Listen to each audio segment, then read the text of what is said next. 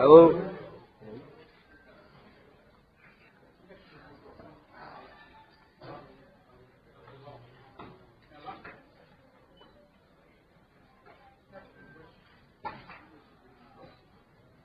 Alô?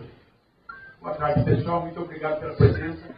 Eu sou o João Francisco Amaro, sou um dos fundadores da empresa e sou condutor do programa do museu. Eu devo dizer para vocês que nós nunca podíamos imaginar que nós íamos receber o Bruce aqui.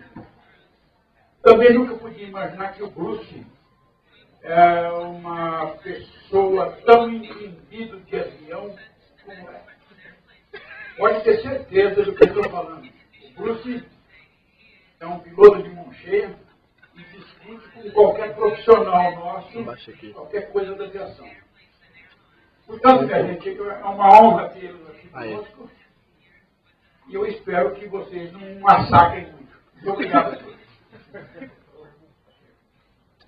Baixa a mão aí. Baixa a mão aí.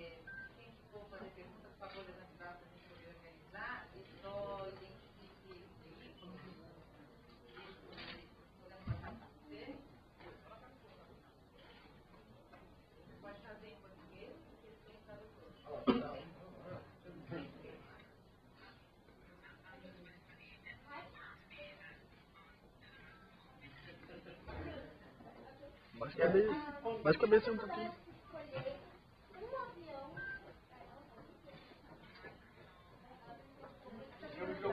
Oh, hang on. There you go.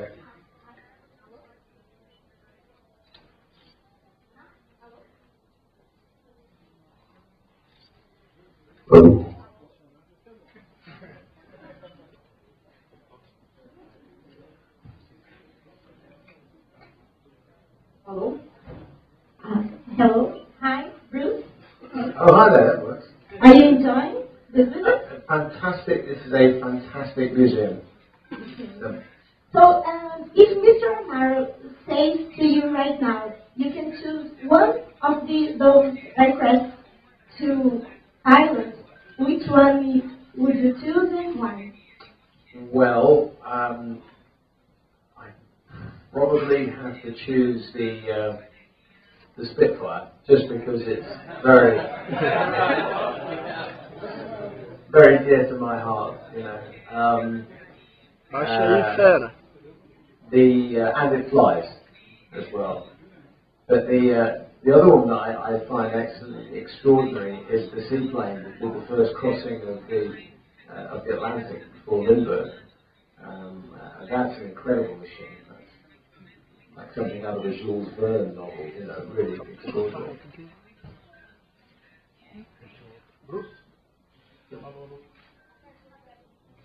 Alô.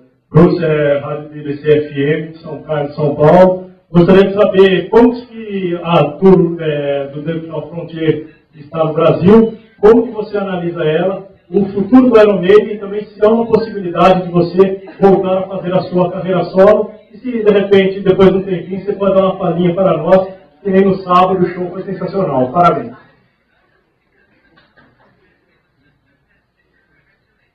Oh, thank you. Okay.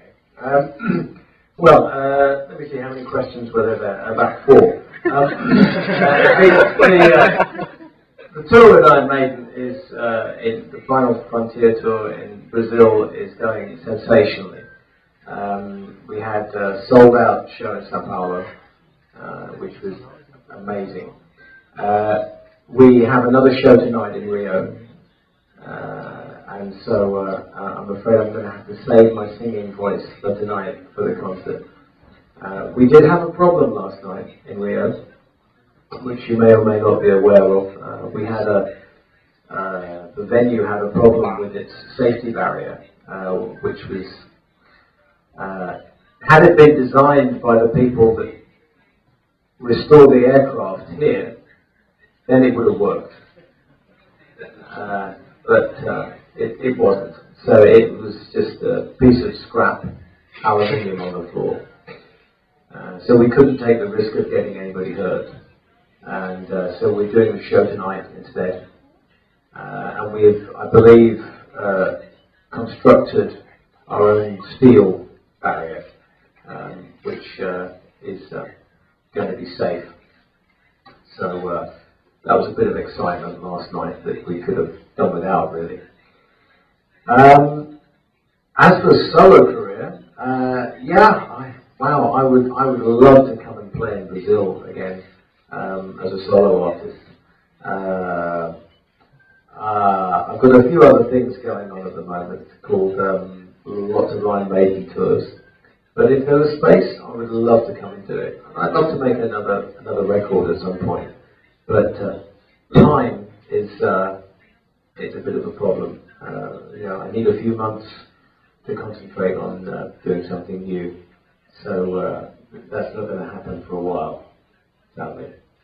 I think that was about it. Was that the last of your question?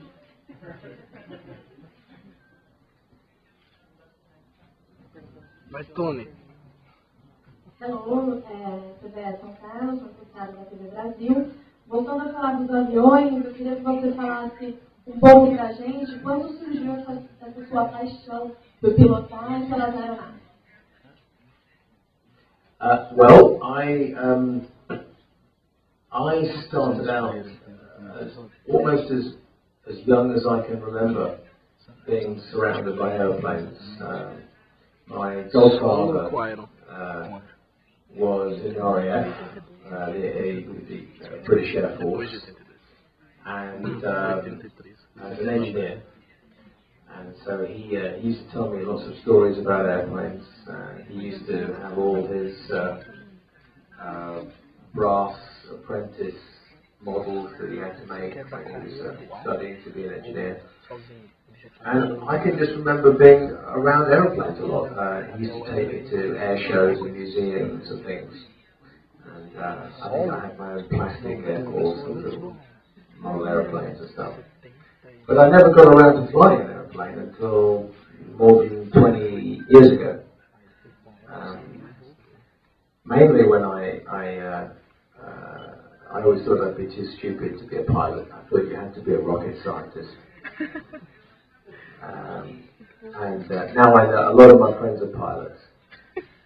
And they're not rocket scientists. But they're good buddies, you know. And so when I first actually flew an aeroplane, like for real, not just on a flight simulator or, you know, it was such an overwhelming experience. And I think people that love aviation will know what I'm talking about. Because, you know, I've taken all my kids flying in little airplanes, ones that go upside down and go around loop-the-loop and things like that. And they all had a great time, I think, that's what they tell me anyway. But none of them had that sort of passion for it. It was a nice thing to do, stay out with Dad. But none of them came back and sort of going, oh, I'm just going to go do that again and again and again and again every single day. And people who want to be pilots, that's what they're like. You know, I know people who when they were 6 or 7 years old said, I'm going to be a pilot. That's all they ever wanted to be. So it is something that I think is just either in you or not, as the case may be. Sort of the need for speed or something, I don't know.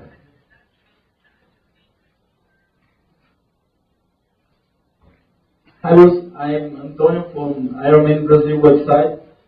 I have two questions. The first is how difficult it was to tell people from Rio de Janeiro last night that the concert would be played this night. I mean, a lot of people won't be able to go there, and not just as an artist, but the whole band. How difficult it was to face people and see their faces. And the other one is Saturday at São Paulo. You said if Iron Maiden ever do the last concert, São Paulo will be in the list. You sound like São Paulo is special to the band. Yeah, we all know this, but what makes São Paulo so special? What makes this love relationship between Iron Maiden and São Paulo? Well, I'll answer the last one first. São Paulo is a special place for me, and we have. I mean, it's one of the biggest cities in the world.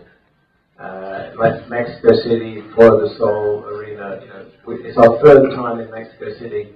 It's our third time we did 50,000 people. The same as São Paulo. You know, we've been back now 2 or 3 times. There are very few bands can consistently come back and get 50,000 people in an arena. And I thought that Morumbi, the sound there and the atmosphere was maybe the best I've ever played at in São Paulo. It really was an amazing vibe.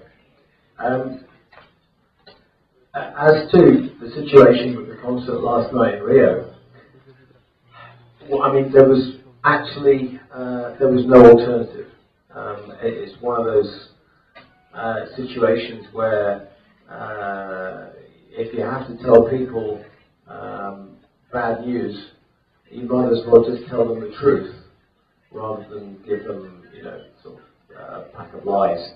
And the truth was that it was not safe to do the concert. You know, people can get not just hurt, people can get killed. That the barrier failed.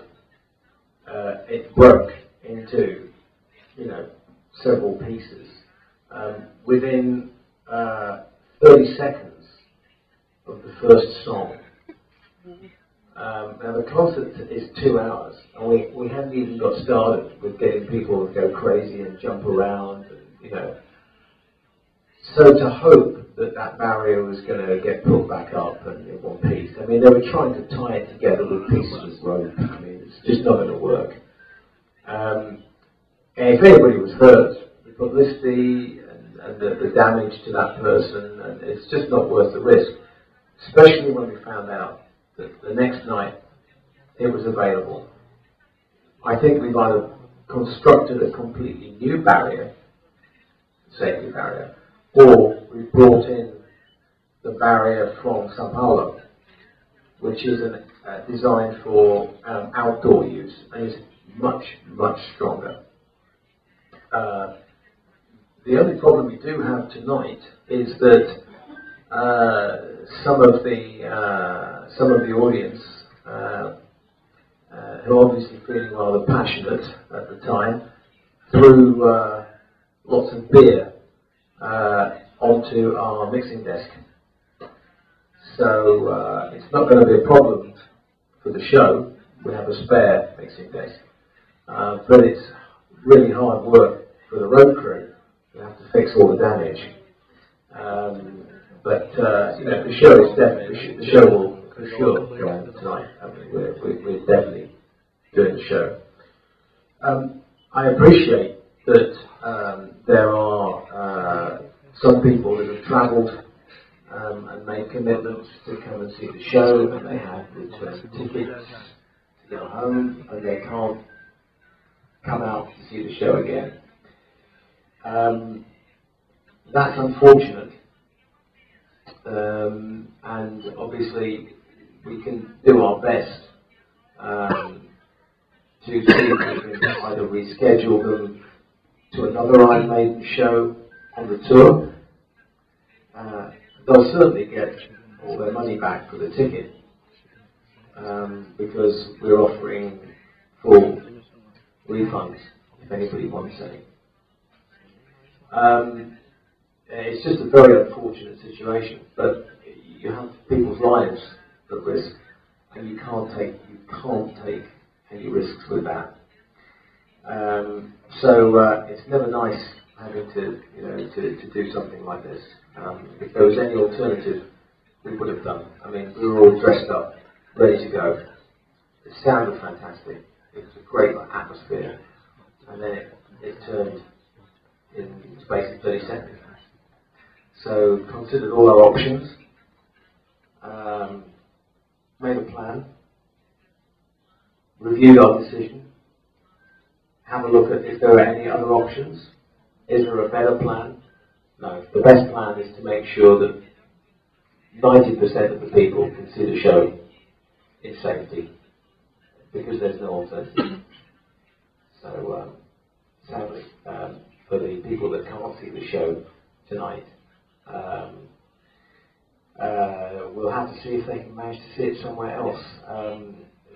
We have set up, I think, a page on ironmaiden.com so that they can communicate, and we can communicate with them and see if there's anything we can do to fix them up at any of the other shows. There's Brasilia and Belém, Recife, and Curitiba as well.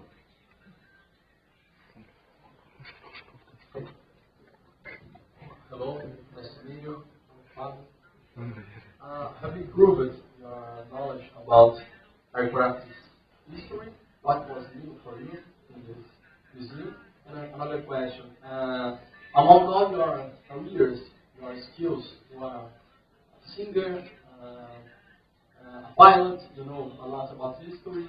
What is your favorite career, your favorite skill?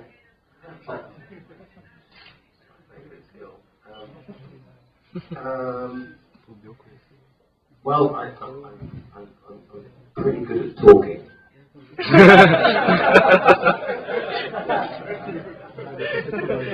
So my favorite skill is bullshit.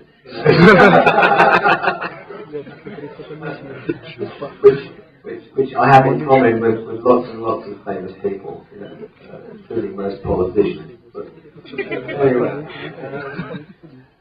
yeah, in terms of things you learn from places like this, you tend to figure them out. A couple of hours later, when you're talking with people, go, oh yeah, I remember that. Oh, I remember that. The story about the guy that crashed in the jungle and wrote his diary with the airplane here, that they had the actual airplane. That was an extraordinary, poignant story. I was completely unaware of that. I had no idea the Brazilian Air Force fought in the Second World War against the Germans with P-47 Thunderbolts. P-47? Yeah, it was P-47. So I was like, wow, I don't recall reading in one of my little aviation enthusiast magazines that I get when I'm back in England about any of these stories. So I think, wow, it's really something to have a look at. That's something I was unaware of. And again, I didn't realise that it was Brazilians who crossed the Atlantic before Lindbergh. Or that Santos Dumont invented the wristwatch. So there you go.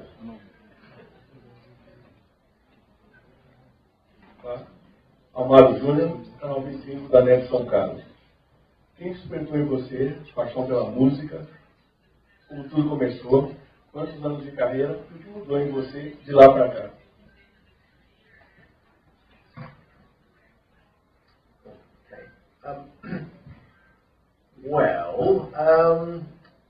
Music to me is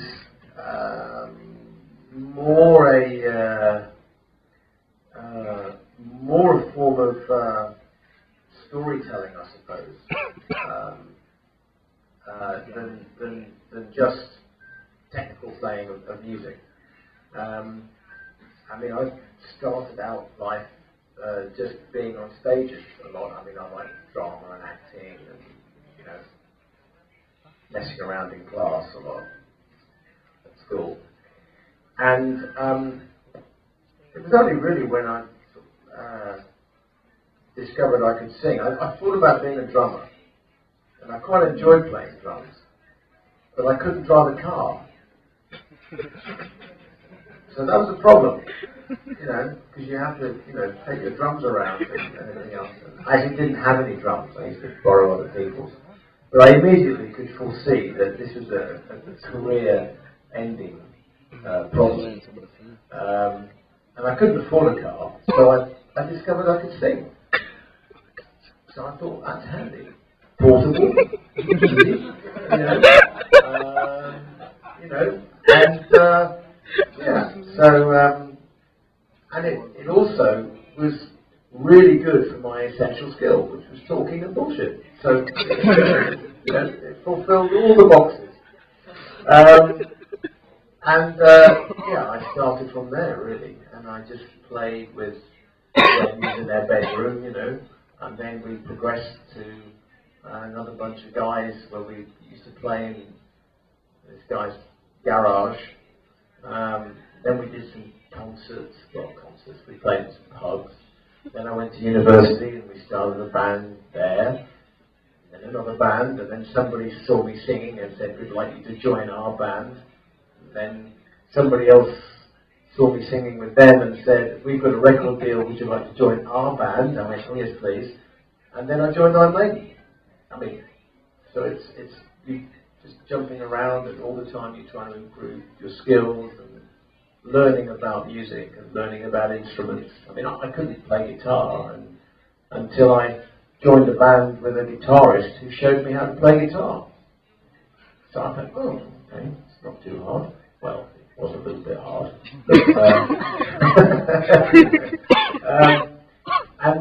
So, yeah, but to me it's always been about the content of things. It's always been about the stories and the, you know, the dramatizing of stories through your singing. And Iron Maiden, of course, is the perfect vehicle for that, you know, because we're kind of, we have lots of epic stories, but at the same time it's very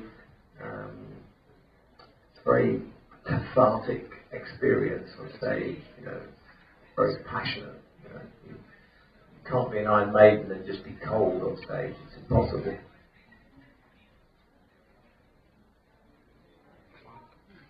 Hey Bruce, here. Sou Elias, já na primeira página de São Carlos. Gostaria de perguntar para você se pilotar aviões tem sido algo que te inspira a cantar tão bem como você tem cantado nas últimas turnês. Como é que seus amigos se sentem você como piloto em algumas das viragens, eles se sentem bem, seguros e tal? And just a little thing, your music is very important for all and change our fucking lives. Thank you so much. I appreciate the sentiment, thank you very much.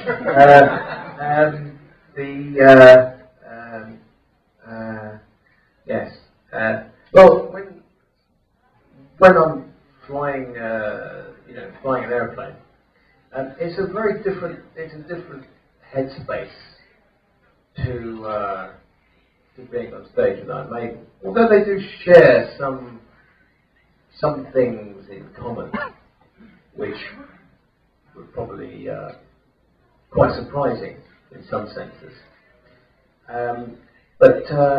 No, to be a pilot, you need to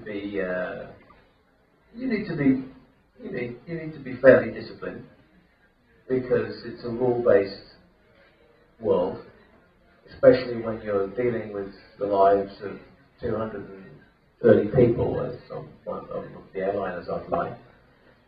They expect that you will behave, you know, responsibly, and in actual fact, it's very rewarding, because it's sometimes not an easy job. You need to be able to think quickly, solve problems, anticipate problems, think in 3 dimensions, and above all, work with the other people that you're working with on the day, not just the other pilot, but also the cabin crew, also the people on the ground, air traffic control. So the job of a pilot actually is much less about being kind of some, you know, an astronaut or military pilot or something else. Actually, as a pilot,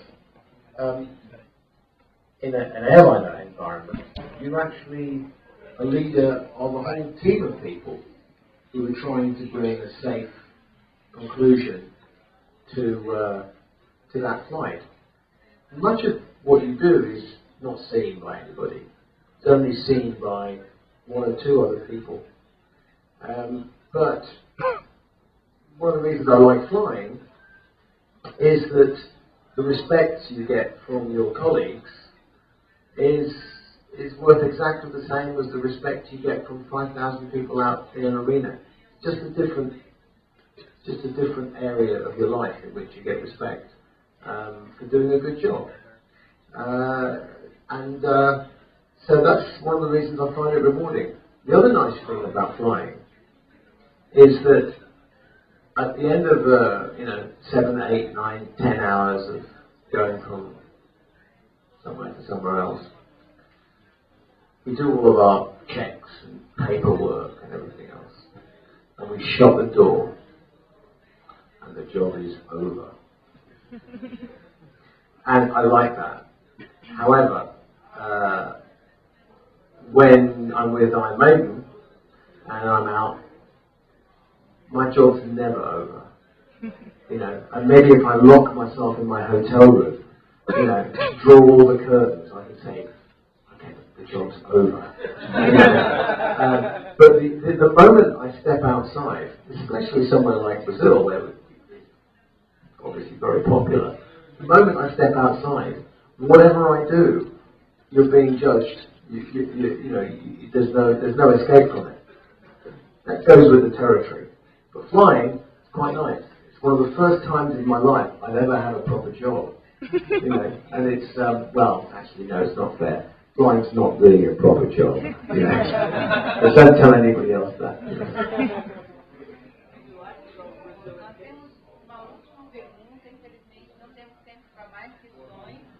Depois dessa questão, vai estar disponível para alguns minutos de fotos. Depois eu vou pedir para vocês esperarem um minutinho aqui no auditório, enquanto ele sai tranquilamente para pegar a van.